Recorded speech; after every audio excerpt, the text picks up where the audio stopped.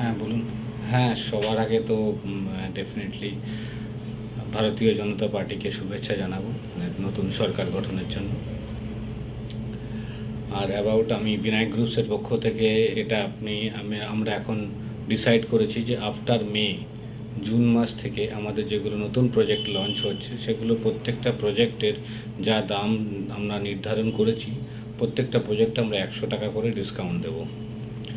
এই ডিসকাউন্টটা আমাদের তরফ থেকে নয়, এই ডিসকাউন্টটা আমরা দিচ্ছি যে আমরা এক্সট্রা টাকা সিন্ডিকেটের পেমেন্ট দিতাম বা লোকাল কিছু, মানে আরও বিভিন্ন লোকাল লোকেদের টাকা দিতে হতো, তারপর কিছু কাউন্সিলর, এই সমস্ত পেমেন্টগুলো আমাদের আর দিতে হবে না। তো সেই অ্যামাউন্টগুলো যেগুলো আমাদের বাঁচবে সেগুলো আমরা ক্যালকুলেট করে দেখেছি, মোরলেস 100 টাকা স্কোয়ার ফিট আমরা কাস্টমারকে ডিসকাউন্ট দিতে পারবো। তো সেই কারণে আমরা প্রত্যেকটা ক্লায়েন্টকে নতুন আগামী জুন মাস থেকে যে প্রজেক্ট আমাদের আপকামিং লঞ্চ আছে, সেই যে প্রজেক্টগুলো আপকামিং বুকিং আমাদের শুরু হবে সেইগুলোর জন্য এই প্রজেক্ট ধার্য করা হয়েছে, সেখানে ডিসকাউন্ট তারা পাবে। না দেখুন, কাকে টাকা দিয়েছি, কাদের দিতে হয় সেগুলো বলতে আমি পারবো না, কারণ এখন আমার যেটা মনে হয়, অ্যাকর্ডিং টু আমার মনে হয় এখনও ভয়ের পরিবেশটা যায়নি। এখনও সেই আমার নিজের মধ্যেই এখনও ভয় ভয় কাটেনি, বা এখনও ভয়ের সেই পরিবেশই যায়নি। মানুষ হয়তো পরিবর্তন হয়েছে, কিন্তু মানুষের স্বতঃস্ফূর্ত আনন্দ করতে আমার আমার যেটা মনে হয় যে এখনও সেরকমভাবে দেখতে পাচ্ছি না। কী গ্যারান্টি আছে কালকেই যে এরাই আবার অন্য পার্টিতে গিয়ে আবার এই দলবল নিয়ে আবার নতুন করে সিন্ডিকেট ব্যবসা চালু করে আবার ভয়ের একটা পরিবেশ সৃষ্টি করবে না? কোনো গ্যারান্টি তো নেই। হ্যাঁ, পার্টি বলছে, ভারতীয় জনতা পার্টি থেকে বলা হচ্ছে যে এইগুলো করা হবে না। সেই আশ্বাস আর সেই বিশ্বাসেই তো আমরা চিন্তা করেছি যে এখন আমাদের এই বাড়তি খরচাগুলো হবে না। তো আলটিমেটলি তো এন্ড ইউজারকেই পেমেন্টটা করি আমরা। এন্ড ইউজারকেই তো দিতে হয় না, যে লাস্ট যে ফ্ল্যাটটা কিনে থাকে তাকে তো টাকাটা দিতে হয়। তো আলটিমেটলি তাকে এই টাকাটা দিতে হবে না, কমবে দাম। আমি কেন, সব বিল্ডার সব ডেভেলপারই দাম কমাবে, নিঃসন্দেহে কমাবে। বাড়তি খরচা কে করতে চায়? হ্যাঁ, না সেটা তো ডেফিনেটলি যে কাজের পরিবেশ আসবে, শিল্প আসবে, নতুন রাস্তাঘাট হবে। দেখুন, আমি বিশেষ করে বিজনেস সূত্রে গুজরাট, রাজস্থান, নয়ডা, ইউপি, ঝাড়খণ্ড, বিভিন্ন জায়গায় আমাকে ঘুরতে হয় বিজনেসের কাজে। আমাদের বিল্ডিং লাইনের বিজনেসের জন্য গুজরাট যেতে হয়, রাজস্থান যেতে হয়। তো আদার দ্যান ওয়েস্ট বেঙ্গলের বাইরে গেলেই আমরা বুঝতে পারি যে ভারতবর্ষ কী হারে, কোন বেগে এগোচ্ছে। ভারতবর্ষে এগোনোর যে স্পিডটা, সেটা বাইরে গেলেই বোঝা যায়, ওয়েস্ট বেঙ্গলে থেকে কিছু বোঝা যায় না।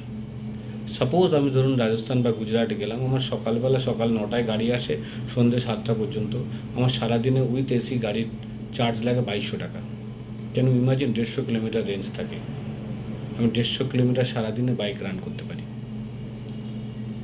বাইক না, সরি, গাড়ি। তো আপনি কলকাতায় ভাবুন, কারণ ওখানে সিএনজি গ্যাস আছে না, সস্তায়। সিম্পল ব্যাপার। আমাদের এখানে পেট্রোল ডিজেলের দাম কত, অন্য অন্য স্টেটে কত? আমাদের এখানে পেট্রোলের দাম 105 টাকার উপরে।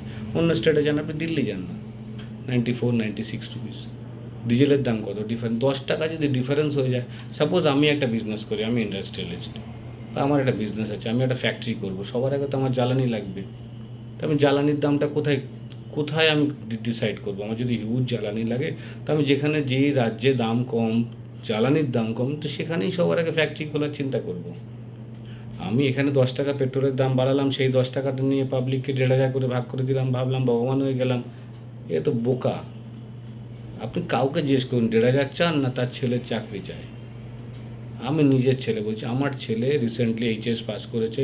আমার ছেলের ক্লাসে 65% ছেলে, তারা কলকাতায় পড়াশোনাই করছে না। আমার একটা বিজনেস আছে, আমার ছেলে চাকরি না করলেও চলে যাবে, বিজনেস থেকে সে তাকে বসিয়ে রাখবো, সে অন্তত তার চলে যাবে, আমি তাকে বাইরে পাঠাইনি। কিন্তু তার সমস্ত বন্ধুরাই তো বাইরে পড়াশোনা করছে, কেন? এখানে জবই নেই। জবটা তো ক্রিয়েট করতে হবে, কাকে ক্রিয়েট করবে? দেখুন, 1,500 টাকা মানুষ আয় করে নিতে পারে, কিন্তু জব ক্রিয়েটটা কিন্তু গভর্নমেন্টকে করতে হয়। রাস্তা, হাইওয়ে, এগুলো কারা আপনি আমাদের তো বর্ডারের, আমরা তো বর্ডার এরিয়াতেই থাকি, ওয়েস্ট বেঙ্গল তো বর্ডার এরিয়ার মধ্যে পড়ে।